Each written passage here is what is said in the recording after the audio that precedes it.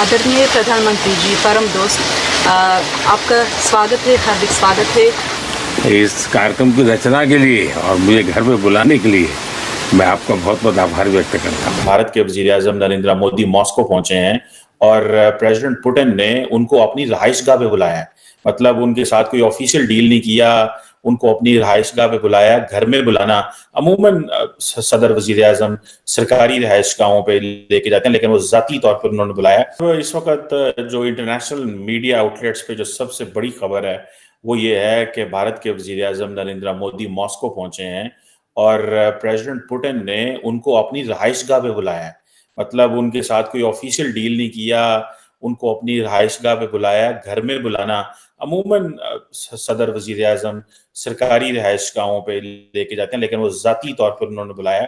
की कांग्रेसमैन और वहाँ के हलकों की पल्स को बड़े अच्छे से समझ रहे हैं। अमेरिका कैसे देखता है मोदी साहब के ट्रिप को? मोदी जी का जो रूस का दौरा है वो पूरी दुनिया में सुर्खियां बटोर रहा है, पूरी दुनिया में सुर्खियां बटोर रहा है। और दुनिया का कोई ऐसा देश नहीं है जहां पर इस समय मातम ना मनाया जा रहा हो, जहां पे इस समय मातम ना मनाया जा रहा हो, जहां पे इस समय जला ना जा रहा हो, चीखो पुकार ना आया हो।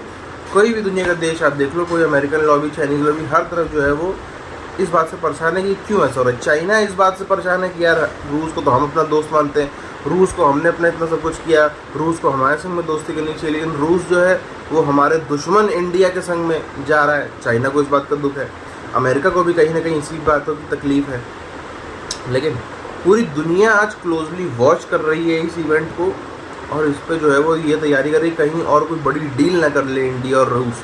इंडिया और रूस यदि और कुछ बड़ी डील करते हैं तो इसका नुकसान दोनों ब्लॉक्स को, चाहे वो चाइनीज ब्लॉक हो चाहे अमेरिकन ब्लॉक हो, दोनों को भारी होने वाला है। लाइव चला है यहाँ पे जो मीडिया ने दिखाया है उनकी कन्वर्सेशन मोदी साहब की और पुतिन की। जो डाचा, जो आप कह रहे थे ना, डाचा वो स्टेट का नाम होता है, इस रशियन वर्ड है, जो अपने घर पे उन्होंने डिनर किया और दिस वाज रेसिप्रोकल। मोदी साहब जब आए थे, जब मोदी साहब ने भी ये डिनर किया था जब पुतिन भारत आए थे, तो उस डाचा के अंदर जो कन्वर्सेशन है वो लाइव हुई है। बल्कि मैं अभी थोड़ी देर पहले अपने दोस्तों के साथ डिस्कस कर रहा था कि मैं समझता हूं कि मोदी साहब और पुतिन वेरी स्ट्रॉन्ग लीडर जिन्होंने लाइव की कन्वर्सेशन। मोदी साहब ने जाने से पहले ही कह दिया था कि पुतिन मेरा यार है, ये मेरा यार है, दिलदार है। मोदी साहब ने भारत जाने से, रशिया पहुंचने से पहले स्टेटमेंट दे दी थी।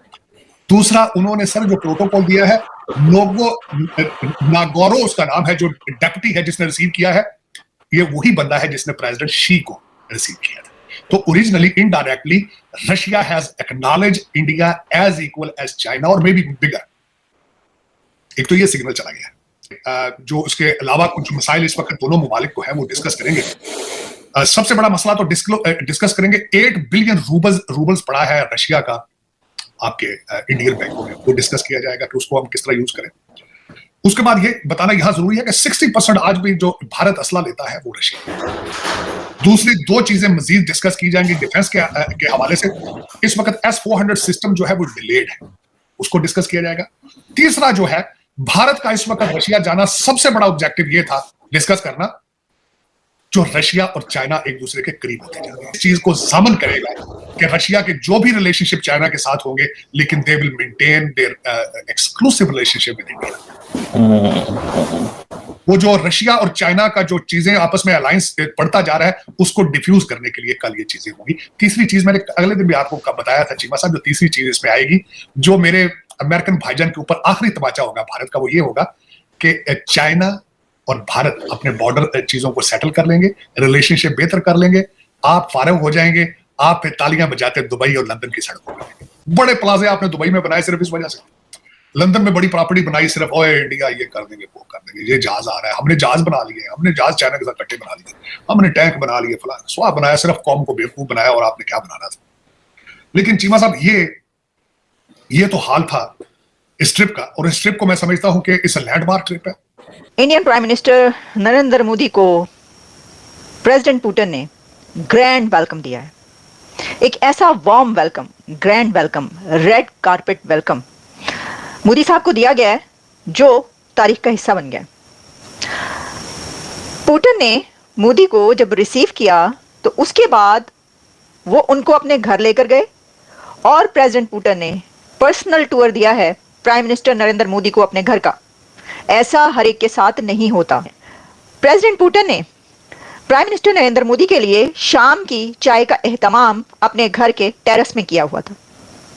तो मोदी साहब ने और पुतिन साहब ने मिलकर शाम की चाय पी है प्रेसिडेंट पुतिन के घर के टेरेस पर।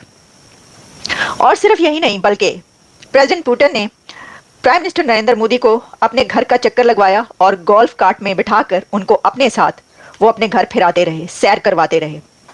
ये तमाम पिक्चर्स जो हैं वायरल हो रही हैं इस वक्त कि कैसे प्रेसिडेंट पुतिन का घर पहली मर्तबा देखा जा सकता है। कोई भी ऐसी कम्युनिटी या ऐसी कोई प्लेस होगी जहां पर हाई फाई वो रह रहा होगा, उसको डाच बोला जाता है रशियन में, लेकिन उनके घर को नोवो अगर वो कबो जगह का नाम है।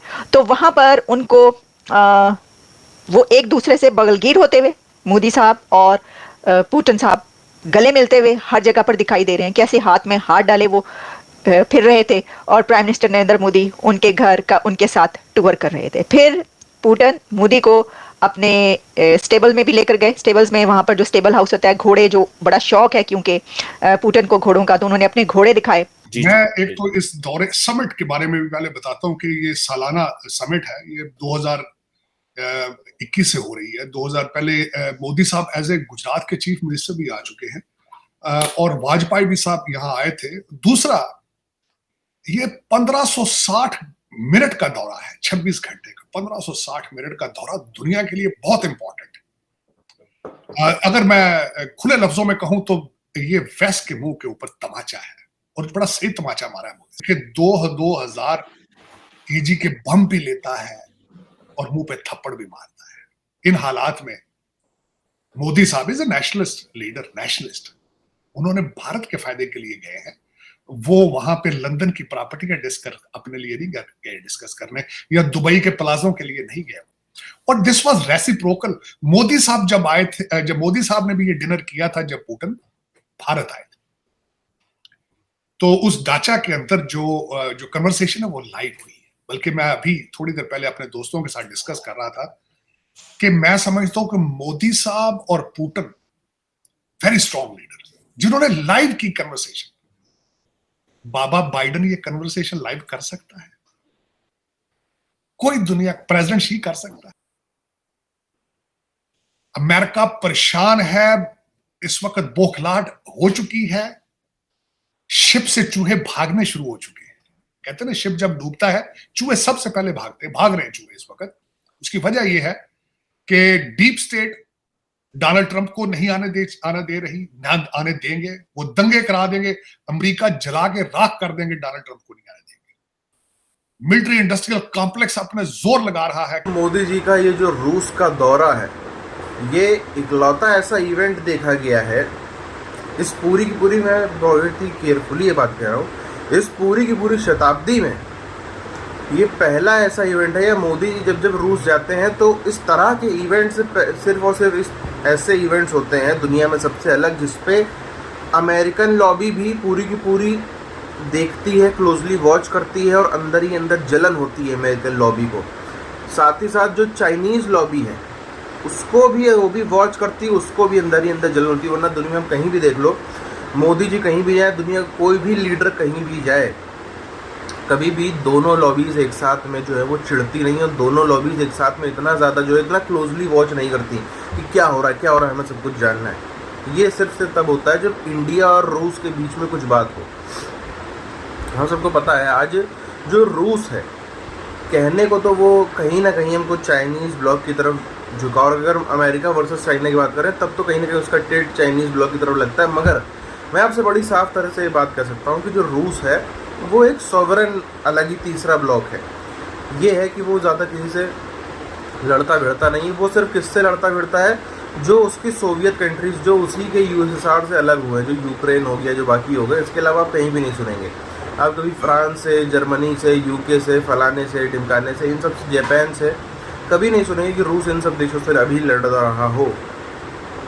एक तो ये जो बाइडेन साहब की प्रॉब्लम क्या है, जो बाइडेन साहब की जितनी उम्र है, इन्होंने अपनी जवानी से लेकर जितना भी टाइम एक आदमी मेंटली सक्रिय रहता है राजनीति में, उस दौर में पूरे के पूरे इन्होंने रूस को अमेरिका का दुश्मन देखा है। अब दुनिया बदल गई, लेकिन अभी भी ये देखो, अब रूस के पीछे ही पड़े रहे। रूस के ये कर दो, रूस पे सैंक्शन कर दो, यूक्रेन को ये कर दो, नेटो को मेंबर बना दो। ये सर इससे करने से मैं बड़े ही दावे की बात कहूँगा कि इस व्यक्ति ने अब पूरी दुनिया की इकॉनमी को बर्बाद करके रख दिया। पूरी दुनिया की इकॉनमी जो हम पिछले 2-2.5 साल से ग्लोबल रिसेशन एक देख रहे हैं ना, उसमें सबसे बड़ा कारण ये बाइडेन साहब है। इन्होंने ज़बरदस्ती जा करके रूस के संग में ये सब किया। ज़रूरत भी नहीं थी, ना नेटो में शामिल करवाते यूक्रेन को, ना ये सब रूस यूक्रेन वॉर हो रहा होता, ना ही इधर और भी कुछ हो रहा होता। इतनी इन्होंने दुनिया में चीज़ें ख़राब करी हैं सिर्फ और सिर्फ अपनी हट धर्मी के चलते।